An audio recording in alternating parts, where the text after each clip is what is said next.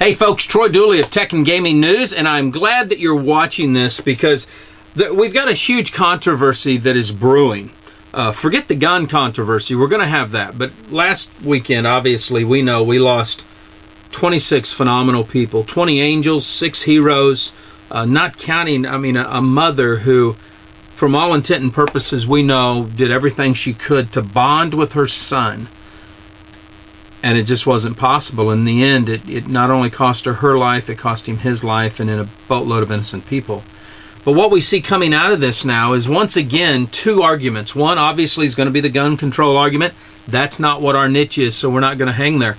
But one thing that is violence in video games part of the issue? And as Dalton wrote, who is my son, who I've watched grow up in the tech industry. You know, I was growing up in and around techs in the 70s, started on computers, electronics, started coding back on a TRS-80. So, I've been around the block, but we didn't grow up in my generation connected. And now we see that. And when we started looking at some of the first studies that came out at the turn of the century, we actually saw in these studies where they would say, well, you know, we think that it causes people not to be socially inclined. They get so hooked into the video games that they're not paying attention to the rights of others. There was some cause to alarm in that. There's also, in some of the studies, we'll put these up over here that you guys can review in the blog post, but some of the other studies had shown that there was at least a temporary increase in adrenaline and aggressiveness, if you will, in video games. And I would say that happens in anything. I can see that in football. If you sit at a bar and you see the 2 rival teams getting together, you see the guys puffing up their chest and saying our team's this and our team's that. We see it in other areas of life where if you're watching TV and you're watching a martial arts movie, or you go out to the movies and watch that, you come out with your adrenaline pumping. So to say that it's the violence in video games, I would have to disagree with on that. And we're going to continue to study this. This is going to be an ongoing debate, and we want your input, pro or con. We want your input in this. So fill out some comments, hit all the social profiles that we've got up. But I think it was in 2009 that a study started coming out that actually showed where the video games could cause a pro-social activity. And I saw this, I guess it was 2005 or so.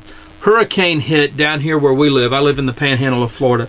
And as we went out, all my boys at that time living at home went with us. We had to evacuate.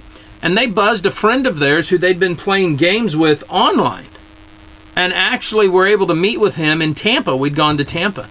And that was the first time that I really saw where the interaction, my sons were actually interacting with team members in their clan in another area. So you start to build teamwork. It's kind of like I sometimes coin it to a 1%er biker organization or a military special ops where you're working together and all of a sudden you're able to connect. We've seen this in the comic book niche where they go to the big events and they connect, and they've been in communities the whole time. So, you know, to just say that video game violence or TV violence is the issue, I don't agree with. I think here is where I feel the real issue is parents that don't pay attention.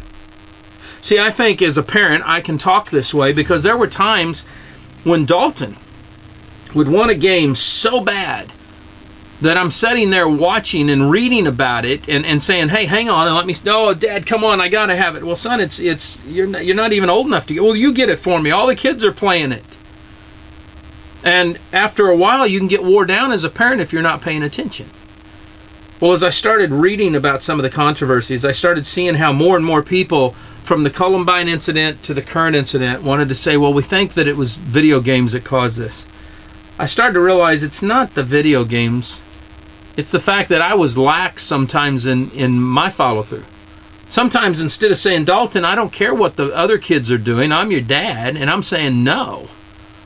I would let him get a video game, and then I would be watching behind him as he played, and there'd be some cuss words or swearing or too much blood or too much violence.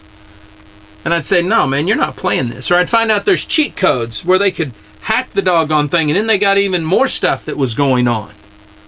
Well, you know what? I have to take responsibility for that just like you do.